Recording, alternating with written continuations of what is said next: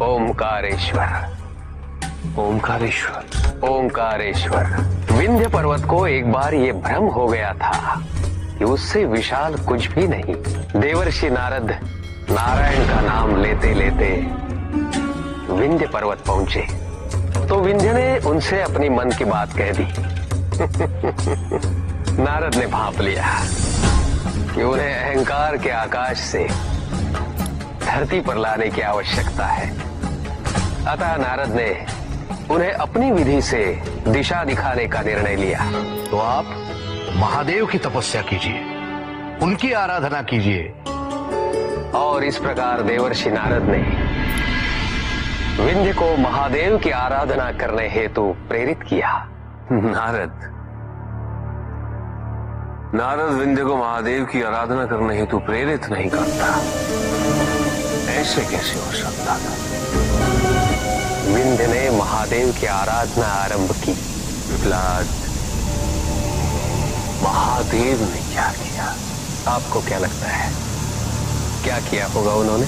विंध्य को भ्रमित कर दिया होगा, और क्या,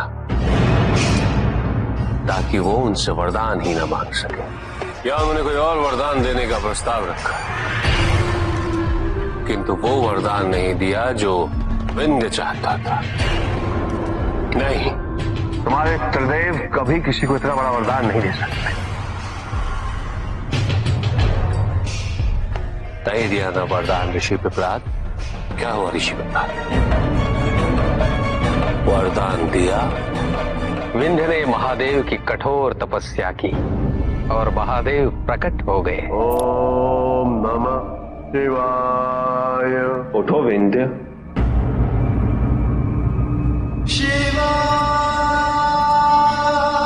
प्रभु, प्रभु मेरी तपस्या सफल हुई ना? हाँ विंध्य, तुम्हारी तपस्या अवश्य सफल हुई। मांगो, मनवांछित वरदान मांगो। मैं सबसे विशाल बनना चाहता हूं। मेरी ऊंचाई किसी को भी प्राप्त न हो। मेरा शिखर सबसे ऊंचा हो। किंतु क्यों विंध्य? तुम तो इस संसार के सबसे विशाल पर्वतों में से एक हो। यही तो प्रभु।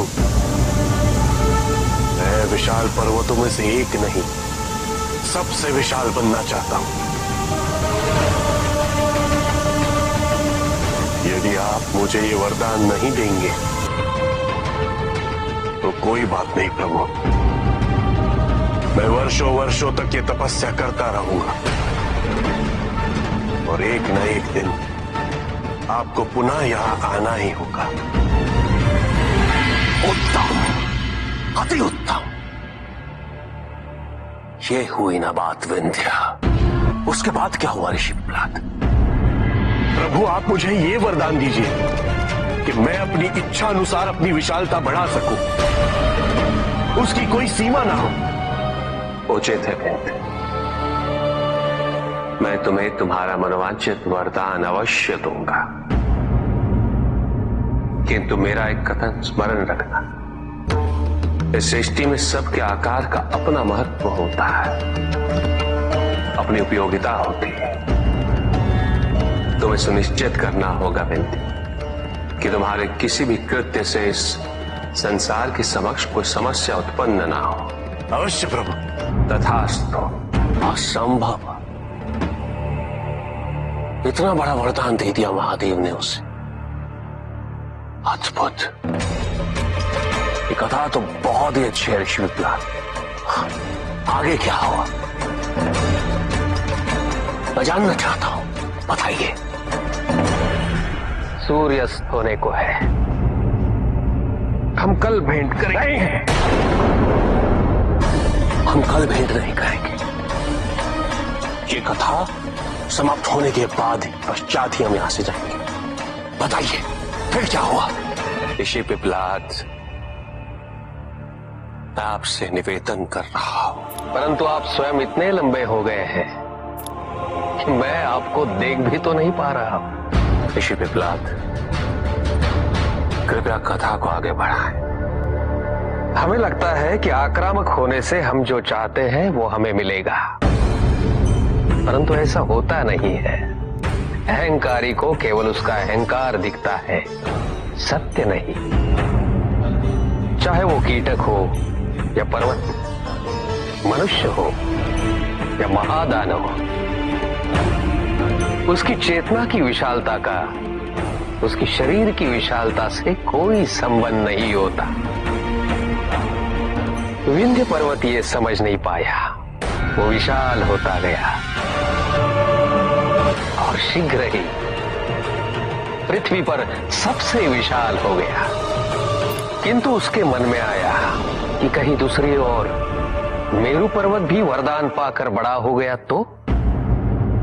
फिर वो और विशाल होता चला गया और अंत में इतना विशाल हुआ कि पृथ्वी पर उसका भार असह्य हुआ। मां पर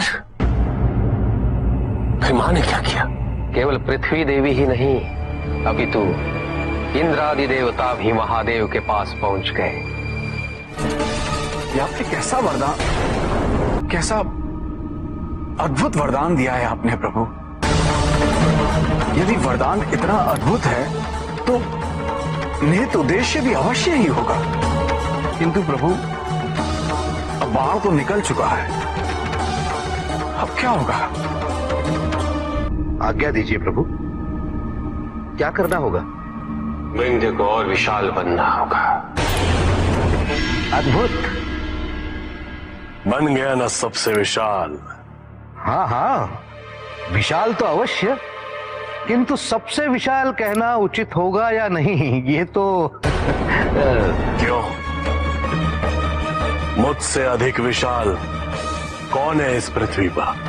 विंध्य, अब तुम केवल पृथ्वी पर नहीं रहे, तुम्हारी विशालता आकाश तक पहुंच गई है। इसलिए तुलना के मापदंड परिवर्तित हो गए हैं। अब केवल पृथ्वी को मत देखो, देखो तो इन ग्रह नक्षत्रों को देखो, वो तो तुमसे विशाल हैं। और फिर त्रिदेव, त्रिदेव तो, और त्रिदेवों में महादेव। सब कहते हैं कि महादेव से विशाल कुछ भी नहीं है। उचित कहते हैं आप देवर्षि, मैंने तो इस पर विचार ही नहीं किया था। मुझे सबसे बड़ा होना है, महादेव से भी विशाल। नारायण नारायण। और इस प्रकार विंध्य का आकार सबसे विशाल हो गया। फिर विंध्य ने ऊपर देखा। मुझसे भी ऊपर ये क्या दिख रहा है?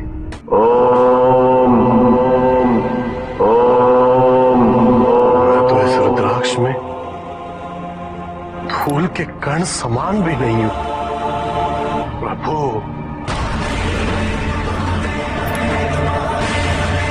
किंतु ये संभव कैसे है ऋषि पिप्लाद? तुम ये कहना चाह रहे हो कि समस्त सृष्टि महादेव के रुद्राक्ष के अंदर है? ये तो मैं नहीं जानता, मैं वहां कभी गया ही नहीं। प्रभु, मुझे क्षमा कर दीजिए प्रभु, मुझे अपनी मूर्खता का बोध हो गया। मुझे ज्ञात हो गया प्रभु, मैं अहंकार में अंधा हो गया था। मुझसे ये वरदान वापस ले लीजिए प्रभु, वापस ले लीजिए प्रभु। मैं धन्य हुआ प्रभु, आपने मुझ जैसे भ्रमित को दिशा प्रदान की। मैं धन्य हूं। विंध्य, सुख आंतरिक होता है, संतोष आंतरिक होता है। उन्हें बाहरी तत्वों से रेखांकित और परिभाषित नहीं किया जा सकता, आकार से नहीं पाया जा सकता। आकार के आधार पर केवल अहंकार ही उत्पन्न होता है, क्योंकि आकार से तुलना करने का संदर्भ प्राप्त हो जाता है। यदि तुम्हारा आकार छोटा है तो तुमसे भी छोटा कोई ना कोई अवश्य होगा। और यदि उसी प्रकार तुम विशाल हो तो तुमसे भी विशाल इस संसार में कोई ना कोई अवश्य होगा। इसीलिए शरीर या आकार की तुलना करना कभी भी शाश्वत सुख का आधार नहीं बन सकता, संतोष का आधार नहीं बन सकता। मैं पथभ्रष्ट हो गया था प्रभु, केवल अब सत्य जान रहा हूं। प्रभु ऐसी दिशा दिखाइए कि पुनः कभी मैं भ्रमित ना हूं। क्या यह संभव है प्रभु? तुम्हारे प्रश्न का उत्तर है ओम। ओम ओम।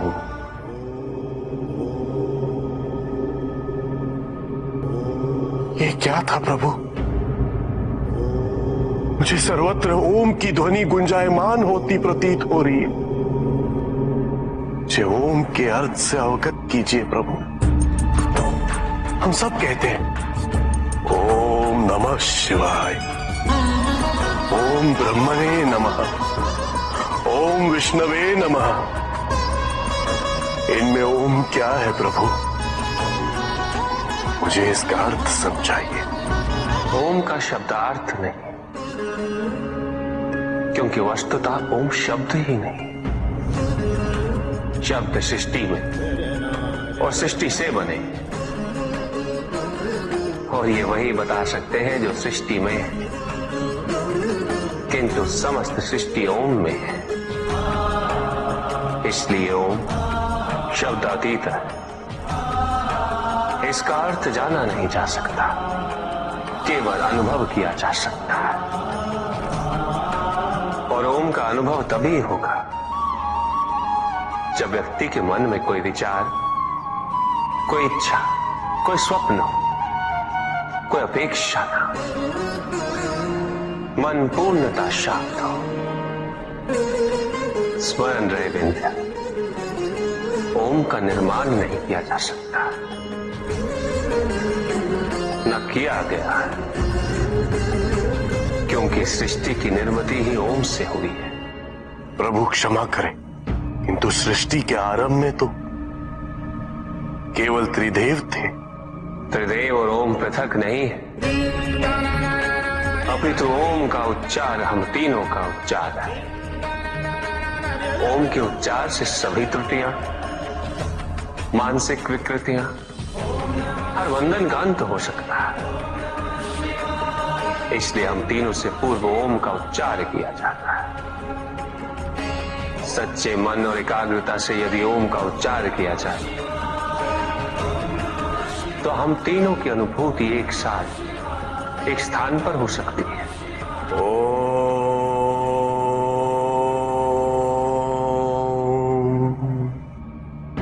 प्रभु, प्रभु एक और कृपा कर दीजिए। मेरी प्रार्थना है कि आप यहां एक शिवलिंग स्थापन करें और सदैव यहां उपस्थित रहें और मुझ जैसे भ्रमितों का मार्गदर्शन करें।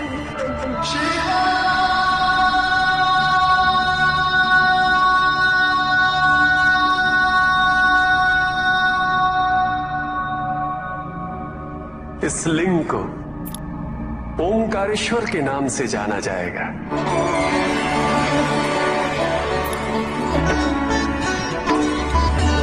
किंतु प्रभु, ओंकार की प्रबलता गृहस्थ के लिए अत्यंत तीव्र है।